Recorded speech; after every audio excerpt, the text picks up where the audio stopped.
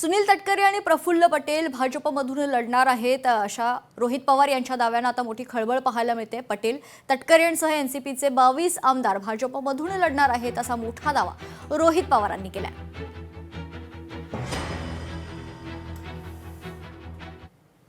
सुनील तटकरे असतील नाहीतर प्रफुल्ल पटेल असतील, काही झालं तरी भाजपमधूनच लढणार आहेत।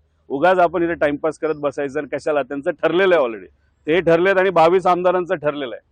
त्याच्याबरोबर एकनाथ शिंदे साहेबांच्या काही आमदारांचं ठरलेलं आहे। त्यामुळे ज्या गोष्टी ठरल्यात त्या आपण इकडे वेडं वाकडं बोलून हे होईल ते होईल असं मोघम बोलून चालत नाही। जे आहे ते आहे, भाजपमधून ते लढणार। फक्त प्रक्रिया ही जरा फास्ट झाली।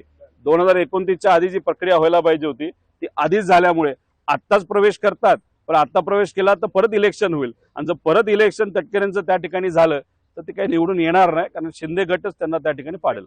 रोहित पवार यांचं मानसिक संतुलन बिघडलेलं आहे। ते स्वतः भारतीय जनता पक्षामध्ये जाण्यासाठी अनेक वेळा इच्छुक होते। त्यांनी आमच्या निष्ठेचं, आमच्या पुरोगामी विचाराचं काही गप्पा मारण्याचं काही कारण नाही।